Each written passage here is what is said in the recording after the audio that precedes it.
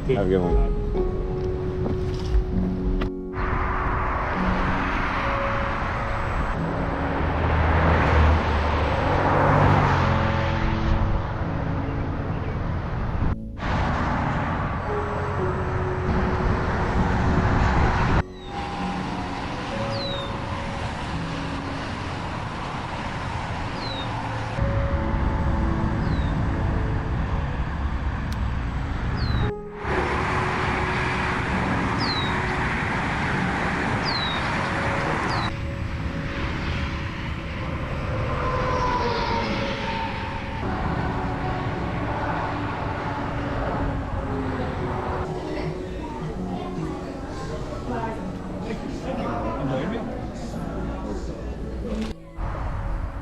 So I work in a pizza factory. They have refrigeration spirals when the pizzas go through to basically be flash frozen. So I maintain the freezer spirals. Most people I don't think you can honestly fathom what it takes to actually produce food in this country. Most people I think it's really laxed. It's extremely hard to find workers because the working conditions kind of suck, but I never saw combat. I deployed in 2011, and we went and what we did was shut down Iraq. So my job was to make sure that we got all the ammunition. So it was priority one was getting all the munitions out, and then it just went all the way down until you got to the bottom of the list and you start cutting wires, you start throwing incendiary grenades and shit. You burn the fucking thing up, burn it to the ground. Most people can't fathom that. Even at 23 or 20 years old, the amount of responsibility that the military gives you is insane. You just feel like you go to work for a civilian employer, and they're questioning you over $100. What I found is working a civilian job is I still found myself working 70, 80 hours a week in the civilian world with basic, little to no respect at times, and probably working longer than what I would have if I would have stayed in the military. Basically, it was no different than me being in the military. I was still gone all the time. I was still working all the time. So there's really no difference. I had been working 3 different job sites, working night shift and day shift, and fell asleep at the fucking wheel. And I was in the slow lane, driving home from work at 5 o'clock in the fucking evening during rush hour in the 4-lane highway, and I woke up doing 85 in the high-speed lane, and didn't know how I got there, and realized I fell asleep, and it scared me to fucking death. And I was like, I can't continue to work this schedule. I'm gonna fucking kill somebody. Really changes attitudes, and it happens every single generation throughout history. Next generation, them fucking guys, they don't know what the hell they're talking about. These kids are worthless, but they're not, right? Well, you signed a check, a blank check. I signed up to a unit that was going to deploy, and that's why I signed with that unit. And I pretty much figured, to be honest with you, signed a blank check to the United States of America to give up your life. Yeah, if that's need be. Go down there and see all them fucking homeless. I did. The homeless are sitting in the fucking lots that we used to park in. So they won't let the veterans park in those lots, but they let the fucking homeless in there. Then they cater to the fucking crybabies, the ones that are graffitiing the fucking monuments. If you go down there and see all the tents for the homeless, they're everywhere. Everywhere. But they won't let veterans come in for one day, just one day. You're young enough now, you better prepare for yourself. It won't be in my lifetime, but it's coming. It is coming. There's gonna be something coming. People are getting tired.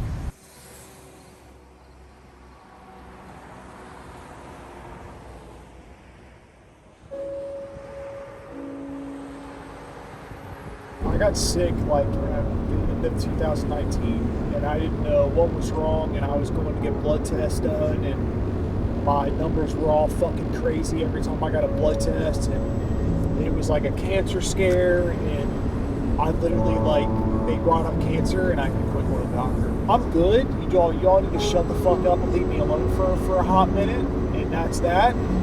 know, I had family fucking acting absolutely fucking retarded. I'm not gonna sit here and have this talk. If this is the way you all are treating me, you all can go fuck yourselves. I basically took a fucking backpack and fucking took off walking, drinking nothing but gallons of water and fucking Arizona seas. I went hiking through Florida, and that was the whole point of going. And I'm like, I'm gonna literally do this. I'm gonna fucking sweat this shit out. I'm gonna fucking think about how to survive and just living from one day to the next and fucking getting from one meal to another. And that was it. I like started thinking about it again, and like I started feeling some type of way, and I was like, I'm not going out like this. I was like, no, fuck that. I was like, out of all things in this fucking life, that would not be one. And I think, yeah, I think that time I did like 70 miles and something stupid, and I got to this gas station in the middle of fucking nowhere on this backcountry road in literally the middle of fucking nowhere. And so 3-4 o'clock in the fucking morning, I fucking put the backpack back on and fucking kept on going. I wasn't thinking. It was just, I was like, just one step at a time, just one more step, just one more step, just one more step.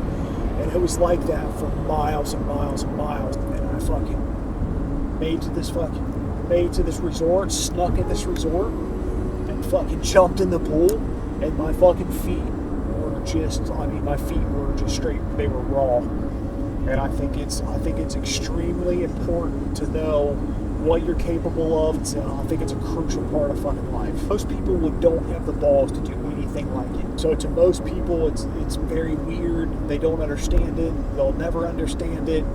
You know, they think something's fucking mentally wrong with you, whatever the case is. And it's literally probably one of the most healthiest things you can do mentally for yourself. And all those small wins kept adding up and adding up and adding up and adding up. And I think that's what got it to the point where it was just like, fuck it. Like, fuck everything behind that and fuck it. Like you build up so many small wins, you're like, I will fucking absolutely win this. Like, you're not winning anything. It's not a competition. But internally with yourself, you're like, I will do this. I can get through this. I will push through this. I will walk this. I will hike it. I will bike it. I will fly it. I'll fucking swim it. I'll fucking boat it. Whatever I gotta do, I'm gonna do it.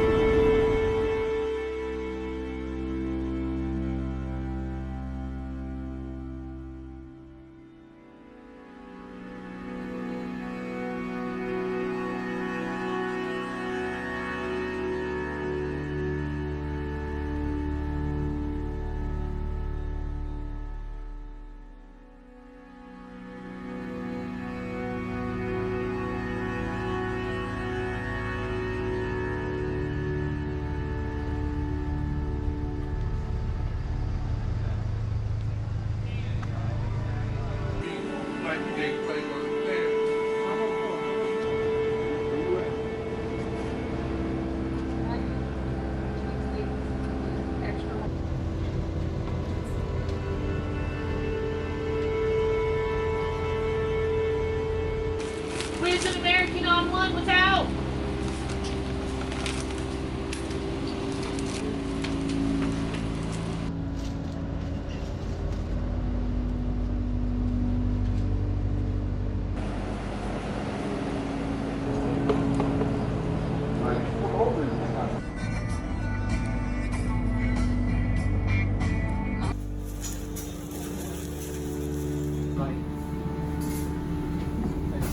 Thanks. Ooh, hook it up. Ooh, those are the good ones too.